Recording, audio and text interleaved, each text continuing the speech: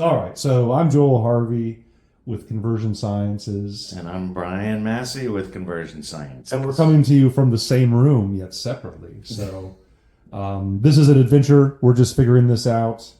Microphones in our faces and all. So, Brian, you asked me what our topic was going to be, and the truth is, I had not thought about that at all.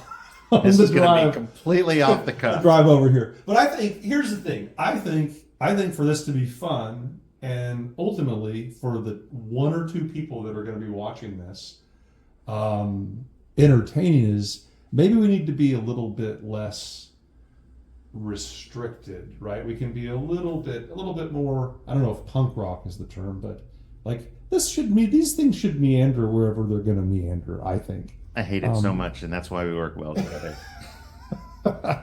Well, okay, so then that's me kicking this off. Then you get what you ask for. Remember, don't ask questions you don't want to know the answer to. So, excuse me. So I know we've been writing a little bit about how CRO is SEO, and so why don't we just start there? Yeah. So, I mean, there was the big leak last week from Google. We now know all the stuff that they're storing. Didn't necessarily tell us what they're using in their algorithms. But I was reading the summaries of some very bright SEO people that have been doing it a long time. And the thing that kept coming up was all these things are being stored, but the most important thing seems to be have great content and have a great user experience. Hasn't that been the number one thing? But for a long time, forever. I mean, there was a time when exact match domain, you could game the system a little bit easier, but that was all stuff that got cleaned up, like in let's say 2010ish, right? And then from then on, it was really about Was that the the two things you Panda just release? said. They call that Panda? I honestly I don't recall. I mean, We should have something a disclaimer. like that. Yeah, We are not We're- SEOs, but yet we are. but yet apparently we are. Because, okay, so basic building blocks, fundamentals. What are both things about? What do both things ultimately require to do really well?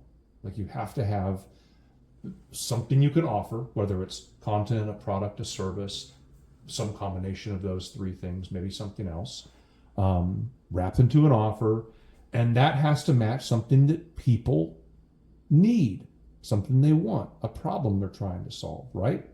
Ideally. I mean, that's ultimately the basic building blocks of commerce, and it's what SEO is about. It's what CRO is about. Without understanding what people need and what they don't want, what they don't like, what you're providing for them, et cetera, et cetera, et cetera, nothing else is really going to matter. There'll be a ceiling, I will say, on what you can accomplish and what kind of growth you can get without actually understanding the fundamental heads and hearts types of things involving people. Yeah. So I heard a segue there into it's not about the tools. It's just like in SEO, it's not just about keyword stuffing. How? Let's go back to going back to the premise that CRO is SEO, or really like SEO, the things that fundamentally help to protect and improve your SEO are also the things that fundamentally help you to improve conversion rate. And rather, like if one being in front of the other or superior to the other, like set that aside. Just like what are those? Like what are the things? Like how do we have the best content?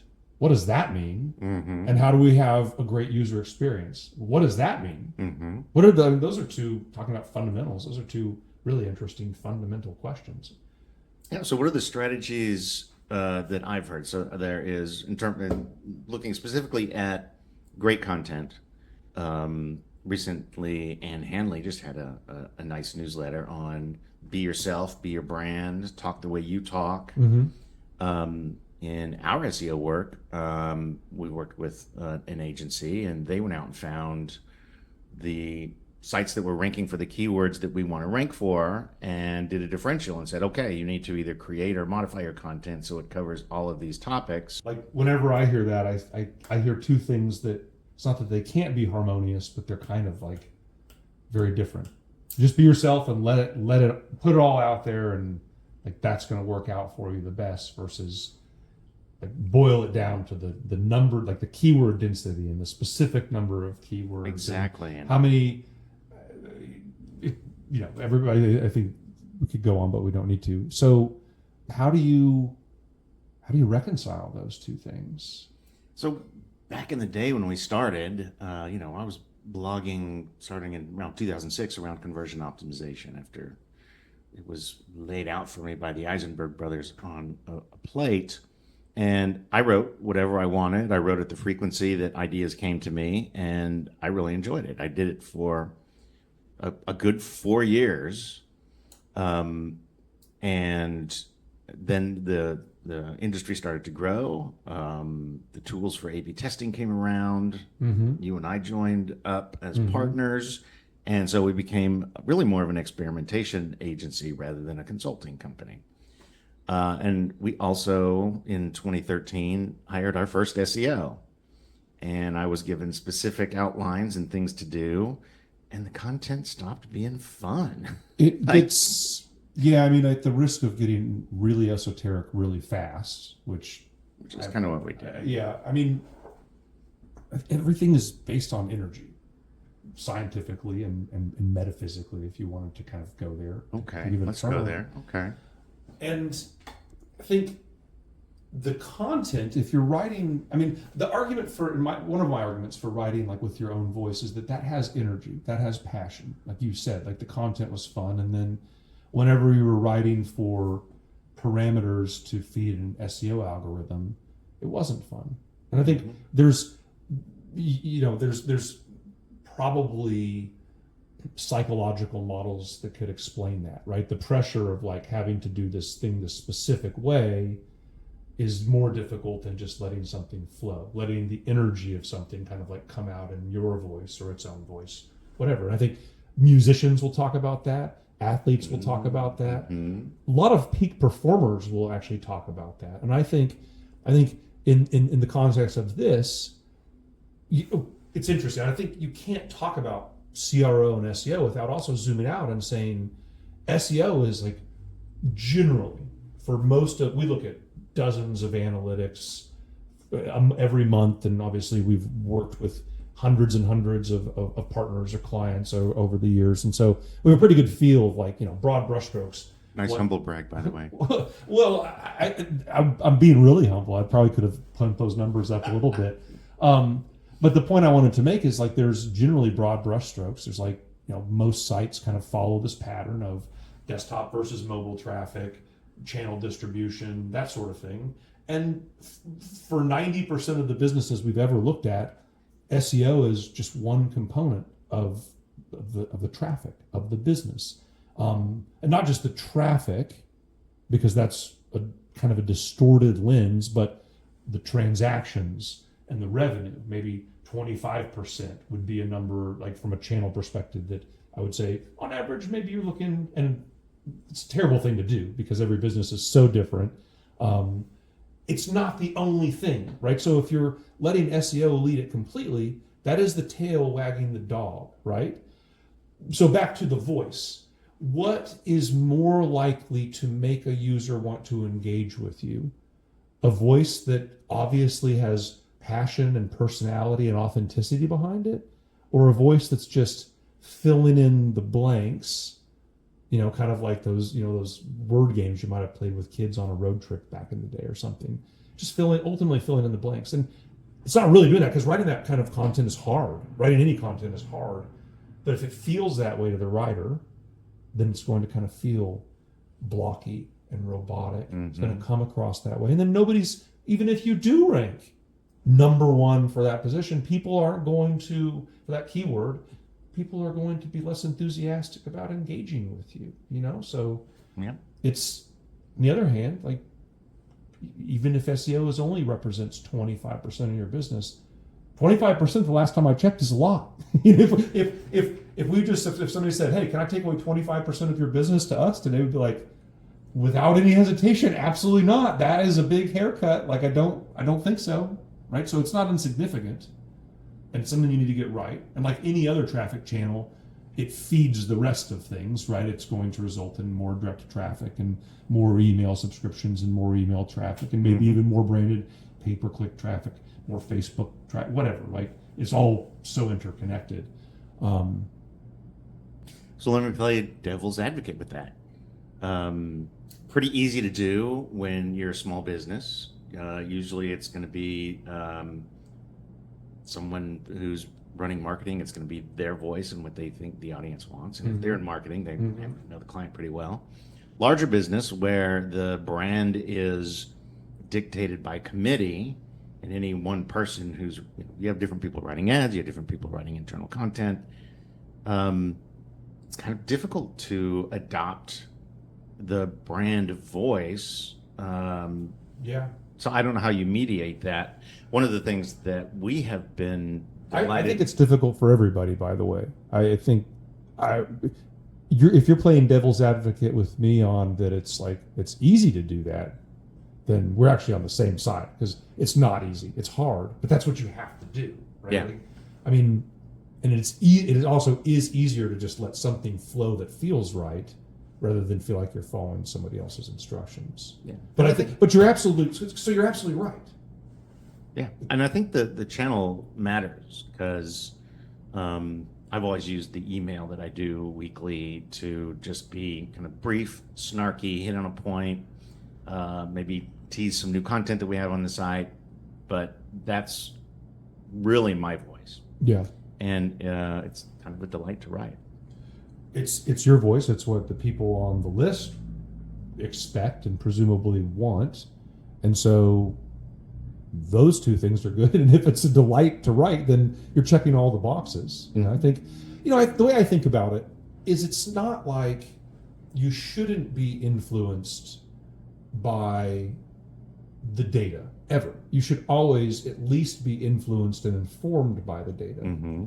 So let's just take writing for ourselves, for example. Like, we know that it'd be good for our business to rank for certain terms. And so we want to do that, but if we do that in a way that is only for the purpose of ranking for those terms, then we're really shortchanging the ultimate, because these are like core pages, like our home page or services pages.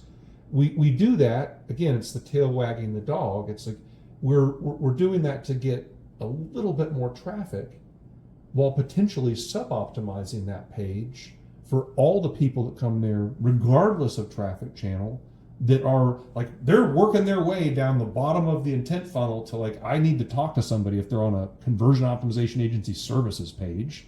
And we should make sure that page is doing everything possible, given the way, the numbers work in that funnel, to get them to reach out to us and say, I'd like to talk about maybe working with you, right? And so that's where there's like I think a strategic step backwards is in order. But at the same time, we're optimizers. So the question is like, well, why can't we have both? And so going back to like being influenced by data, we should have the SEO data. And in fact, we do, but we should have the SEO data where we understand like how the people that are ranking for those terms are, what they're doing, keyword density, links, et cetera, relative to us. And we should have goals. And we should also understand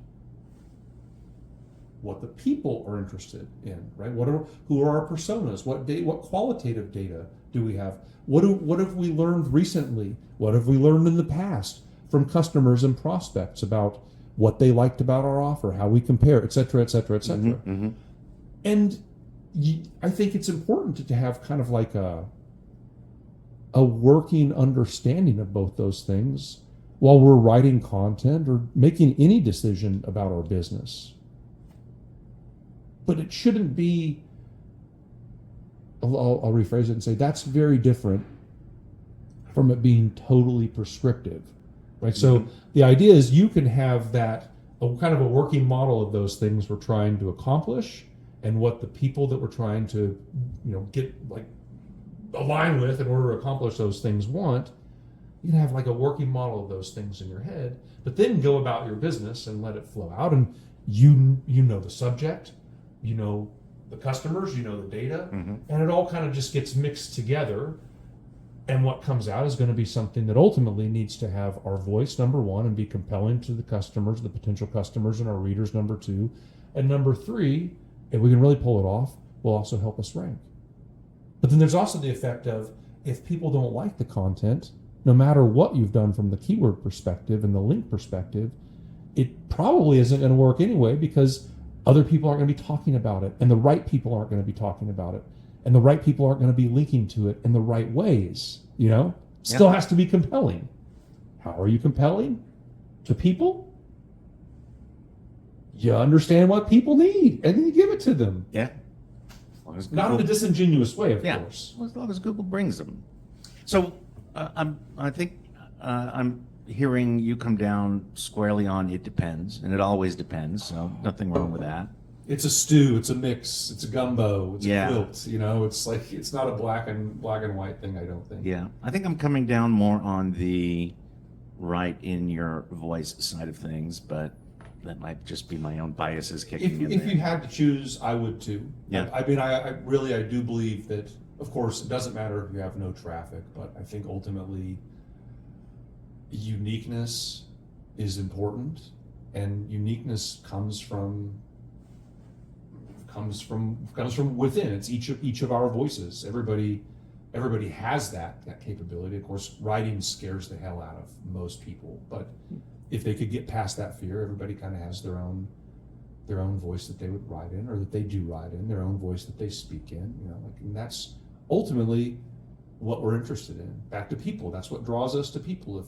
If 99 out of every 100 people talk the same, look the same, acted the same, were the same, you would probably be bored by those people. But the one person who was a little different, as long as they weren't different in a way that like threatened your safety or your security or your stability in some way, you'd find them pretty damn interesting, I think.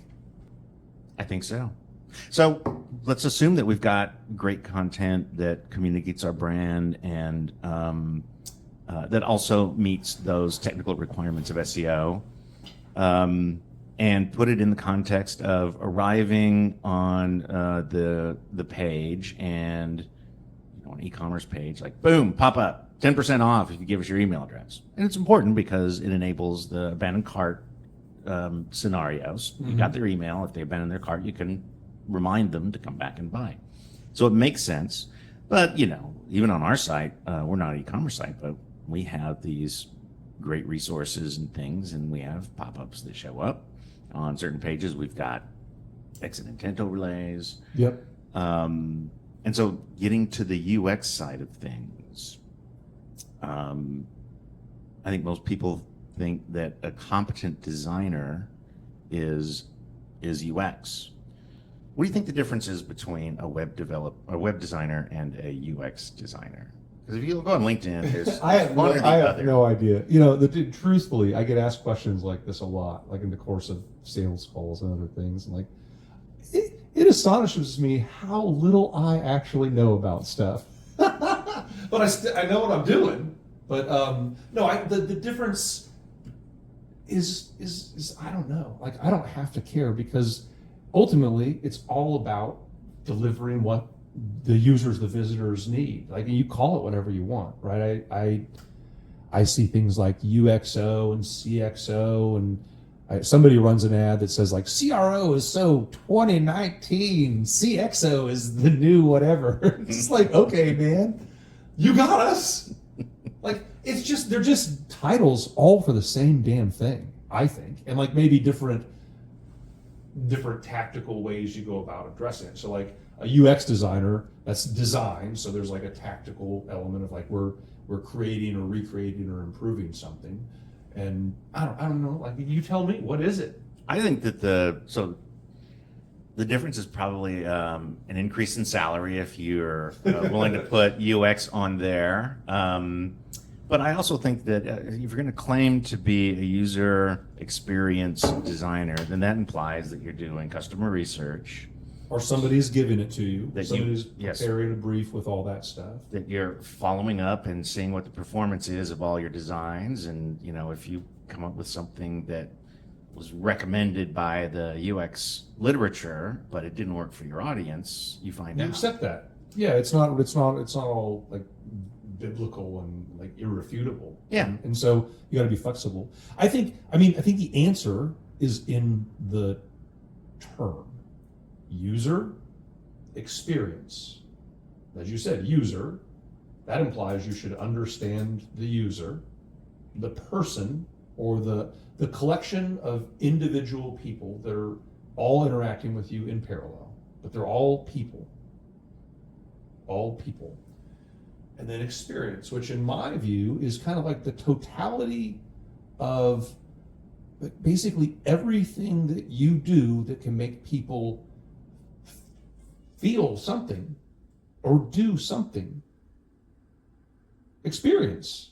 It's everything, you know, like it's airlines, right? They talk about their product, and some airlines talk about their product as just like it's our network. It's our network. That's our product. And others will talk about like it's our you know, our in-plane experience or whatever. Mm-hmm. I think it's like it's everything. It's everything that is within your control from the moment I get to the airport to the moment I leave the airport. Everything that's in your control. That's, as the airline, that's the experience. I'm a user, and that's my experience.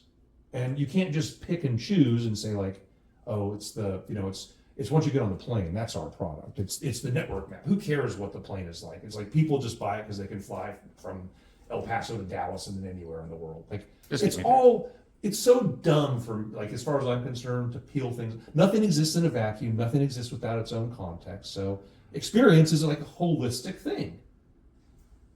The holistic, everything you do and show and say to people, and how does that make them feel? That's user experience. And design, it's not fair to even say just design. How could it just be design? Right? I mean, like, if I want to sell you something, like on a website, I could have the most gorgeous design in the world, and it just says lorem ipsum, lorem ipsum, lorem ipsum everywhere. Yeah. You're not going to buy all this stuff. You got to have words. Well, I think you hit on I think another important distinction, which is I think a UX designer is designing to the content. A web designer is generally laying out a page and leaving spaces for images and copy for somebody to come back along. I think that doesn't mean that UX designers aren't doing that. But and that's by the way, a sidebar, whole other conversation that we've had 100 times before at least, and would be a good topic. So. But let's talk about this distinction that popped in my head when you were talking about the airlines. So there's two ways to approach this. Number one, design an experience just so you don't drop the ball, so that someone coming in doesn't have a bad experience. Mm-hmm. I guess you might call that a defensive way of designing if you're applying it to the web. The other is, okay, how can we create an experience that will delight them? Mm-hmm. And that's just going to require customer research. It's going to require some experimentation, because what you think will delight them very well could irritate them. Yeah, happens all the time.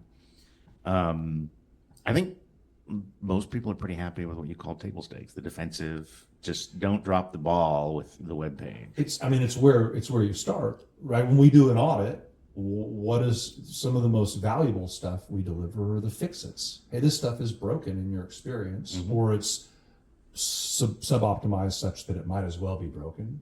Often because it's like it's death by 1,000 cuts frustration thing. Mm-hmm. Which, by the way, we had one customer we did an audit recently, just as a sidebar, that did some customer research that we recommended as part of it, and they were able to confirm, or not able to confirm, the research confirmed kind of that notion of this. It's just frustrating. I see little errors here, and then by the time I get to the end and you want a substantial amount of money, I just don't feel comfortable with it. I'm just like irritated, and it's not no, but it makes me pause. And we know that time kills deals, you know, like that's also another topic. But But their cognitive bank is being emptied very quickly. They And come with a it's fixed amount cognitive of and energy. trust. It's how are you making them feel tired and distrustful. That's not how you want people to Not feel. at all what you I don't know. There's actually almost no scenario where I'd want another person to feel that way, unless it's like this negotiation where it's like high stakes or something, and like I want them to feel tired, but I don't even want them to feel distrustful. I want them ultimately to trust me. That's why you're negotiating. So that's like a horrible combination. One of the worst possible combinations you could make someone feel. I wonder if people are feeling tired and untrustful on this podcast. This one might not see the light of day. Who knows? Well, is there? How would you sum it up? Like, I think we're coming to the end of this conversation Oh, I for wouldn't. all good reasons. I wouldn't. I wouldn't dream of it. Why be so silly? I think what we've done in the meandering here is we've decided that CRO is SEO, and we've also decided that CRO is UX design, and I wouldn't argue with that. We have to put things into categories and buckets. It's important. It's part of being a human being. It's part of the digital marketing world that we live in, and obviously there's a difference between users, traffic, whatever you want to call it, and conversions. But I think if I was going to summarize it, the broadest point is everything is interconnected and interrelated, and you can say that about it. You can take that statement as high and as large as you want, but for purposes of our conversation, for every one of those people, every one of those individuals that is coming to your website, and everything that is happening on your website, and all the ancillary things, and like your digital universe, email, text, whatever else you're doing, that's all interconnected, all of it. And what you do with that is going to vary, person to person, site to site, business to business, optimizer to optimizer even. But if you don't understand that, and you don't start with that understanding, you're going to just start doing ultimately tiny things that don't really matter, and then you're going to be puzzled as to like, why aren't we making a difference? Why aren't we moving a needle? So everything is kind of interconnected, and if you're going to have a UX designer, it's really more of like a team. Like they need research that they're doing or is fed to them. And now I'm just meandering again. This is going to be an episode where it's just like somehow we're going to edit it to just when you were talking. We'll cut out everything I say. The AI might do that for us. We'll work on that. Well, I think I can sum it up, and we can let folks get on to the next episode in their podcast queue. CRO is SEO. CRO is UX design, and CRO is flight attending. We can do it all. What's next? CRO is ice cream delivery van driving. You got me. Well, we'll thank everybody for joining us today. Never join us again.